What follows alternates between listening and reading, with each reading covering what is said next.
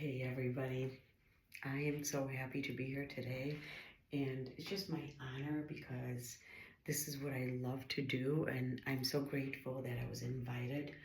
My goal here today is to see if I can inspire one of you to either start a business, grow your business, make a change in your life, um, make some connections in the room, whatever it is, whatever your goal is. And I would really like for everybody to take a little pause for just a second. I want you to set an intention for this next 30 minutes that we have together. I want you to think about what is missing in your life, what would you like to improve, and or maybe how can I entertain you for the next 30 minutes? It doesn't matter what it is. I just want you to set an intention, okay? So let's just take a pause. And I'm going to do the same thing.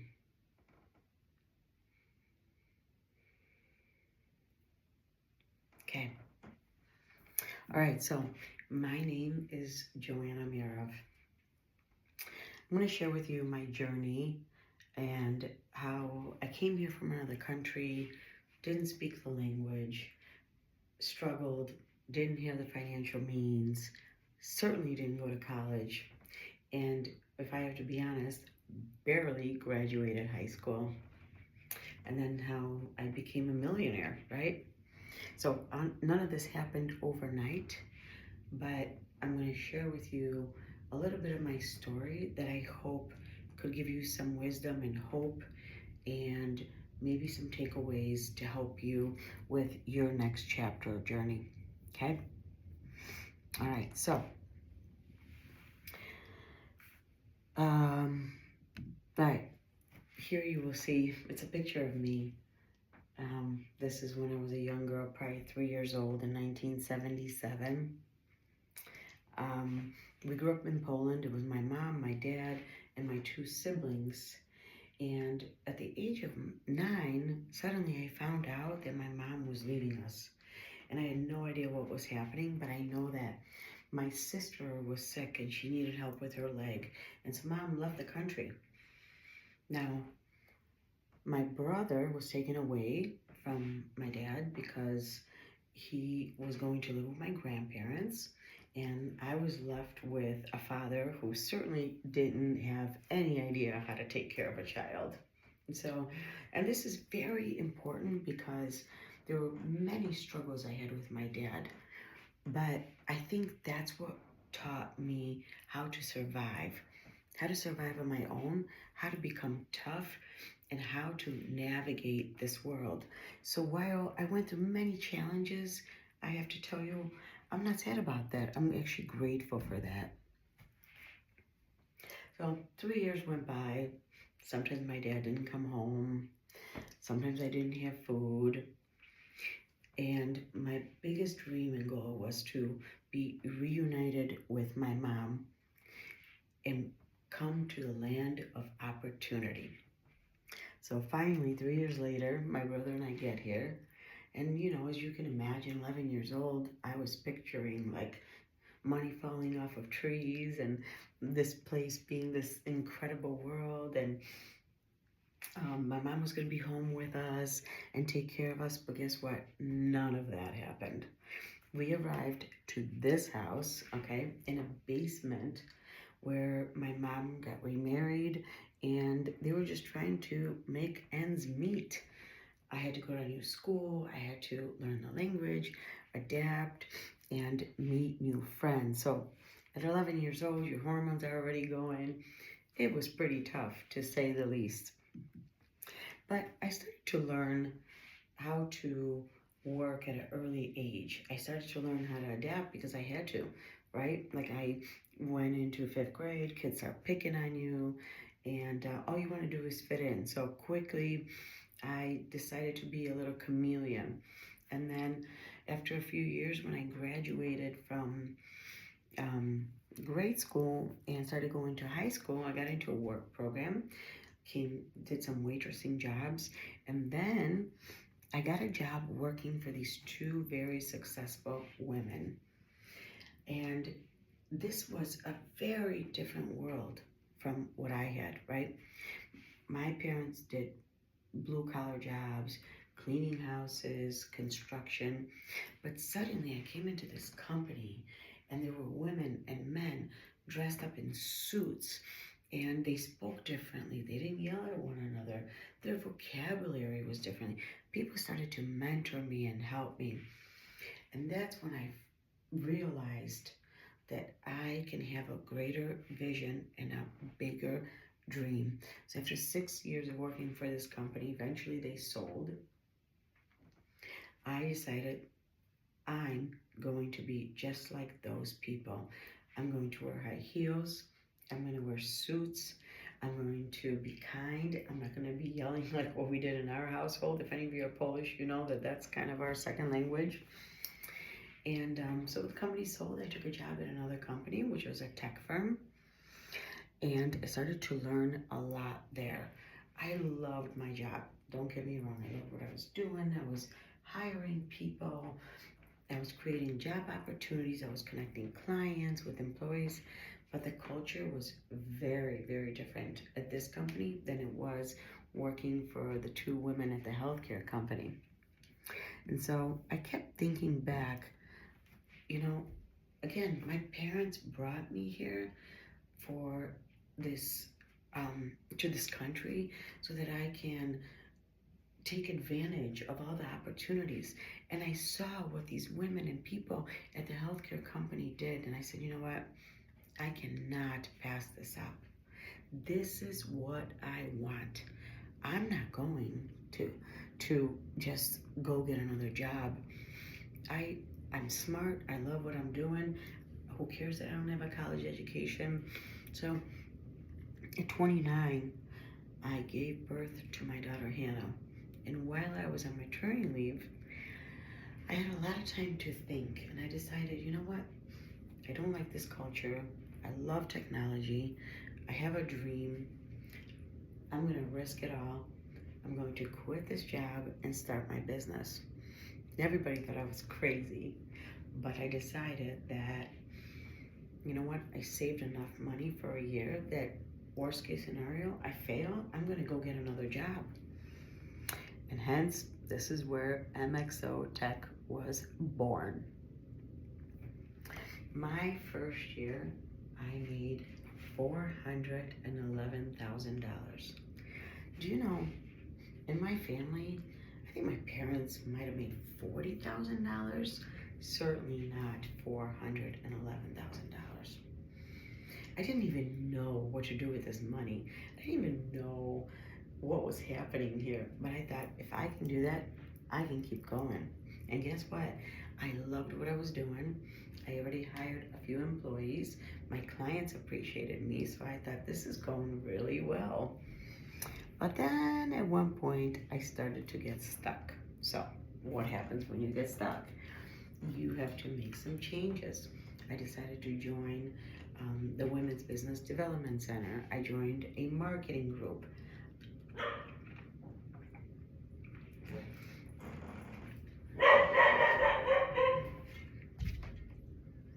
Called Chloe.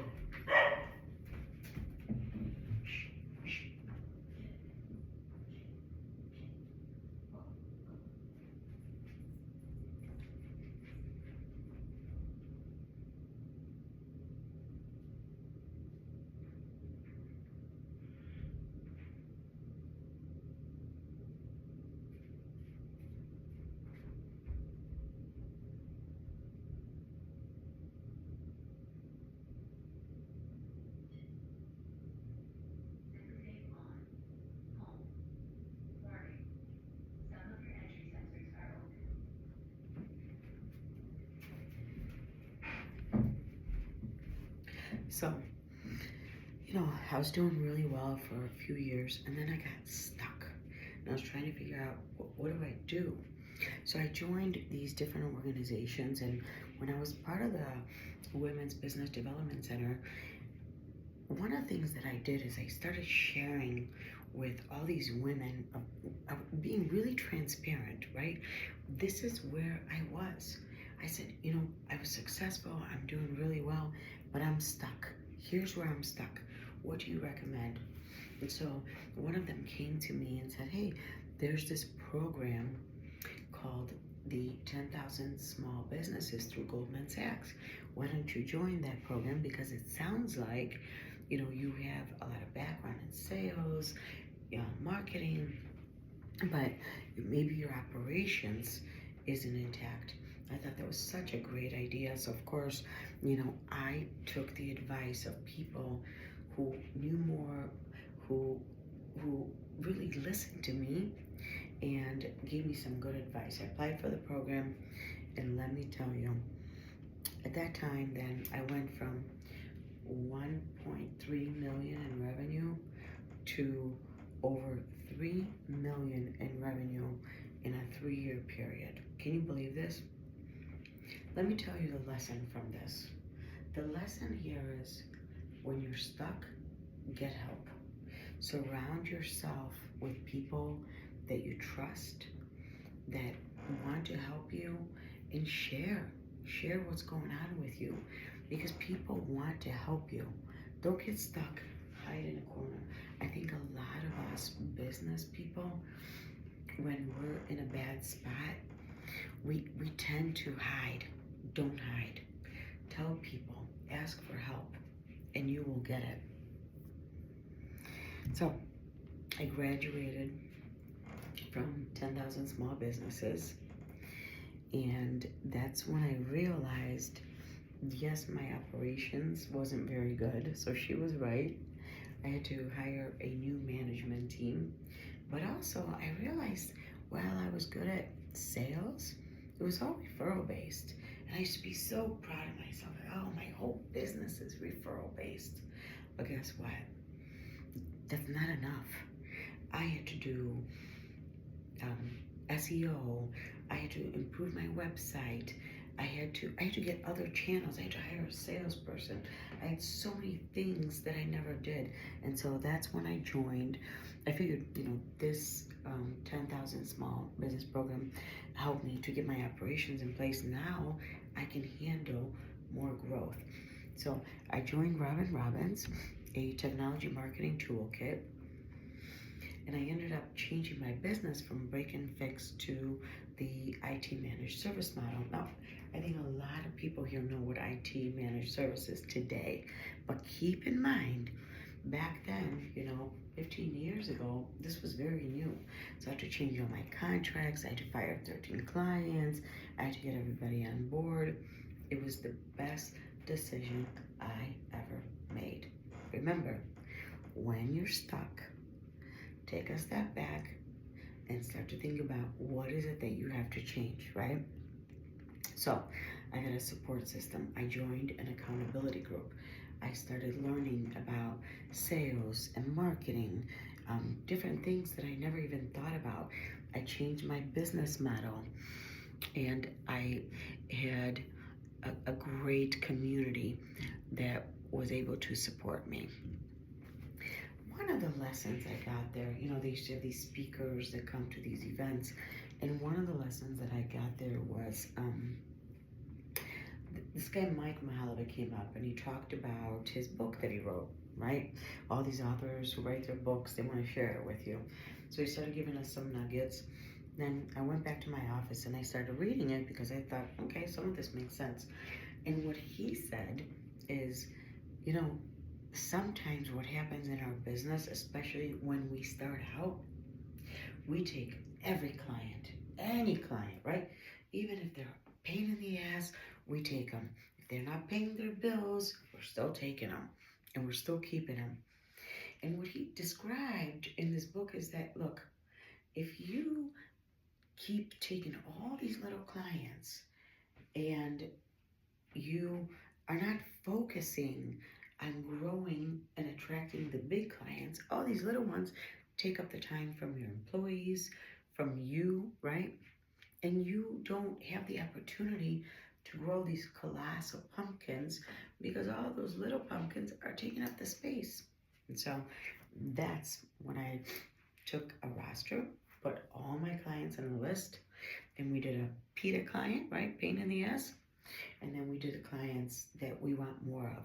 So I fired 13 clients. Is anybody here in the room fired 13 clients? Sometimes that's what you have to do, but guess what? I replaced those with 4 clients that doubled that revenue. And they were much better, much greater, who allowed me to grow. Next thing I did, I implemented an actual sales process.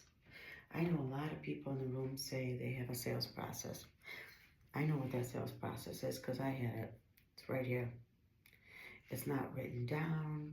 You don't have another salesperson. It's you, the business owner, that's doing it. That won't sustain you.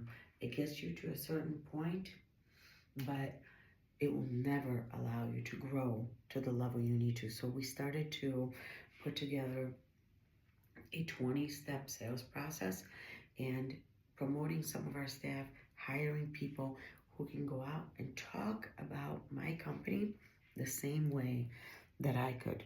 What did that include?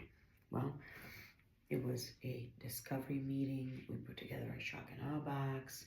We put together a sales presentation. We put together follow-up letters. We implemented a CRM with tracks in it so that we can have all the follow-up they needed with our prospects. And let me tell you, business picked up once again. Now, sales is great, but if you don't have the marketing for your business so that everybody can hear about who you are, what you offer, how great you are, no one's going to know about you. And you can hire all the salespeople in the world, and some of them are going to do a great job, and they're going to, get on the phone and dial.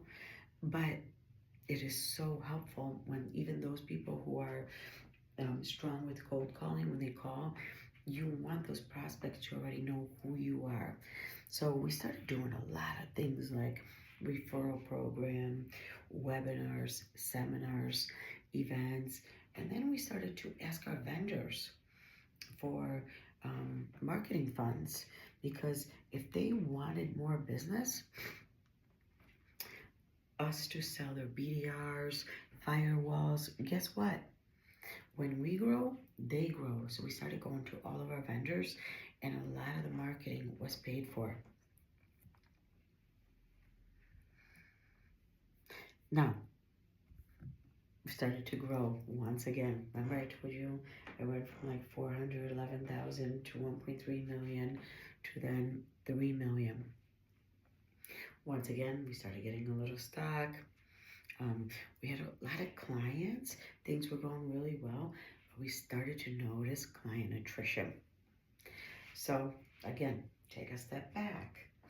We implemented our SOPs, standard operating procedures. We started training all of our staff on customer service because we noticed that our employees were answering the phone in a different way. Sometimes employees didn't respond to our customers properly. Then we did a net promoter score.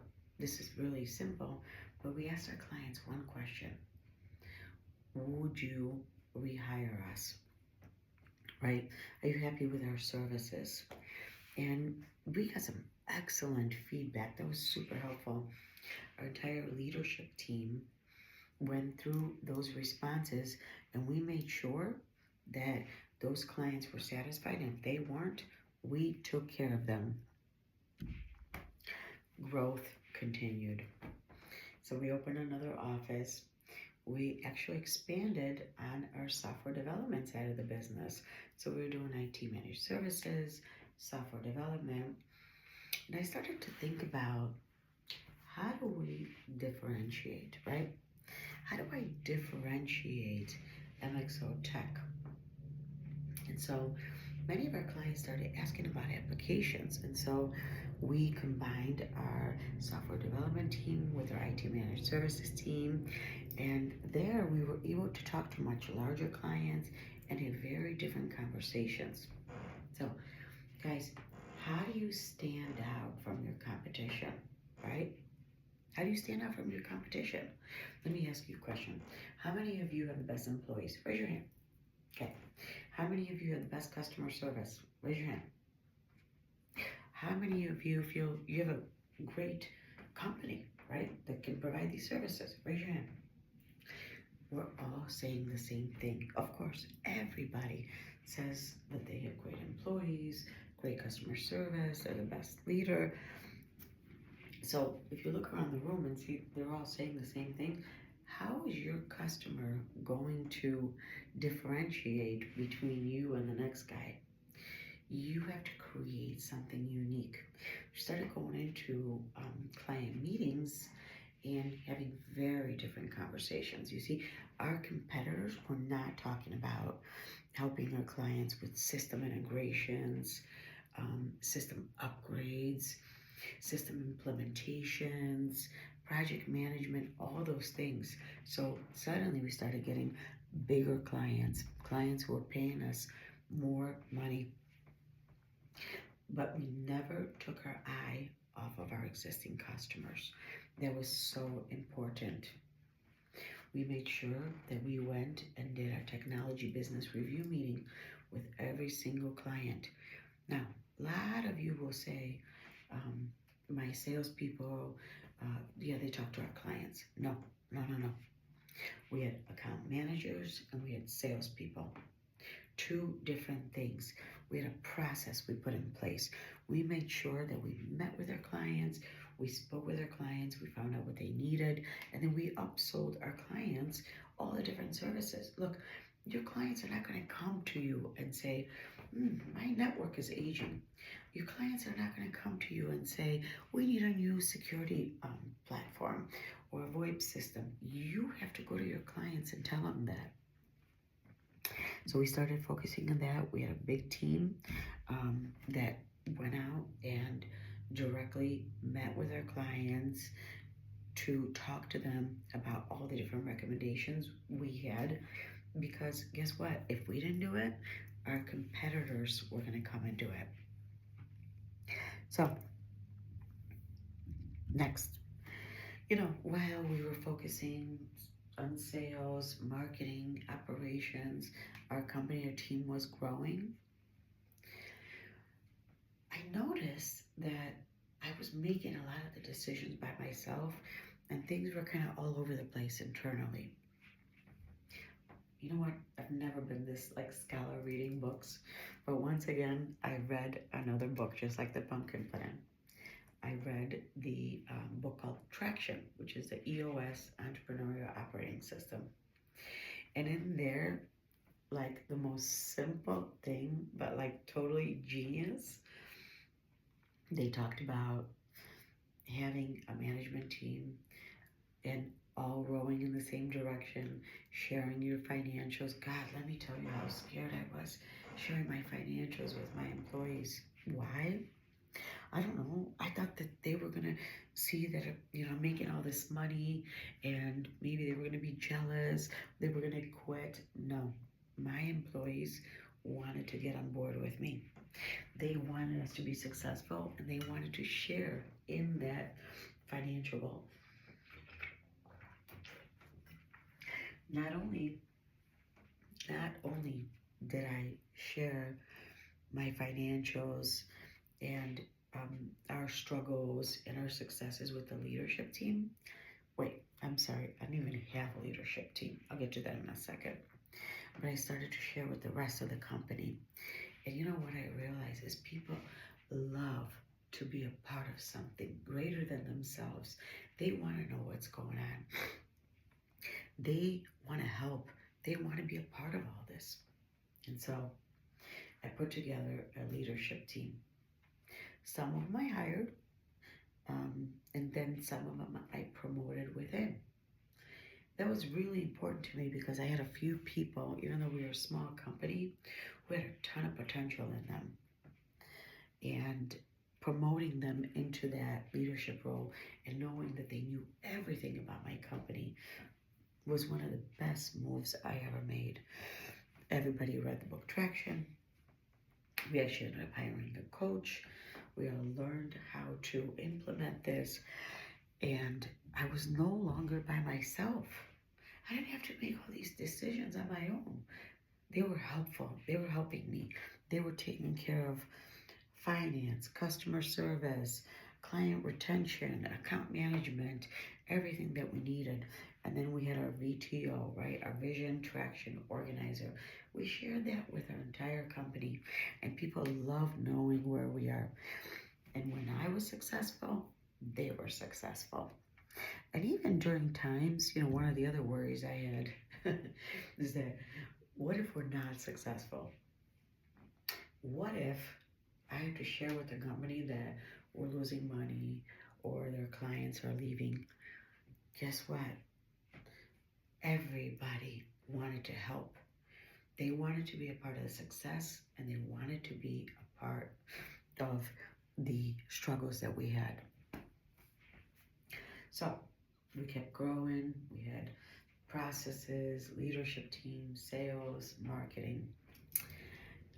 But I really wanted to make sure that our business, we continued to spread the word about our business, who we were.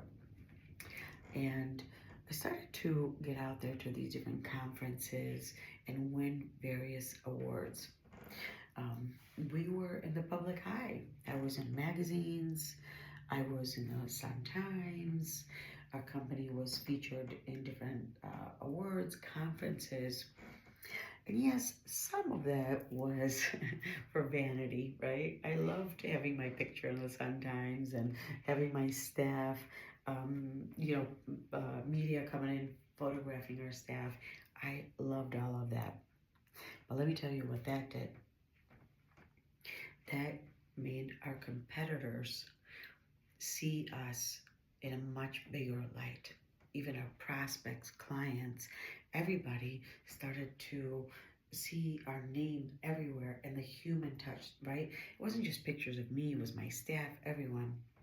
I started to do some speaking engagements, and suddenly people wanted to be like us, and our competitors started to look at us in a very different way, especially larger competitors.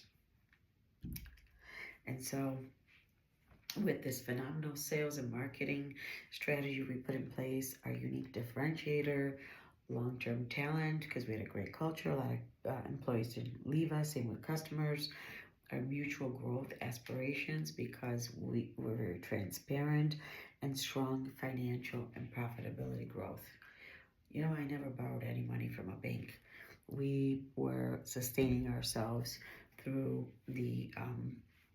our customers and through the great work we did, right? And we grew at a nice pace. And some of you might want to go out and get a PE firm to invest in you, maybe another company. But that wasn't my goal, right? I'm not saying that I don't recommend that. That's just what I did.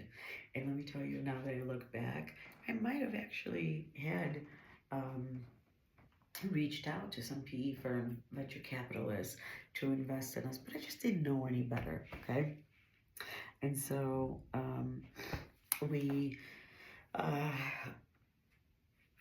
with all that being said, with our competitors seeing us, I started to get people reaching out to me. All the salespeople wanting to know, are you interested in getting acquired? Are you interested in selling your business? And let me tell you, none of that would have happened had I not done all this marketing, speaking, awards, right? Because our name was out there. We were this brand that people could trust. And so many times I didn't take these phone calls. But the pandemic hit, and I decided that I was going to take a chance at it and talk to a competitor. We met. They weren't actually, I shared my financials. They thought we were too small, told me I need to grow. They weren't interested in my app dev side of the business. I wasn't interested in separating it. 3 years later, they came back to me because they noticed that was actually growing and a big differentiator. And so I knew what I wanted for my company. My books were in order. I had a great culture, great brand. And so I was able to ask for the amount of money that would put me into, would achieve my goals, right?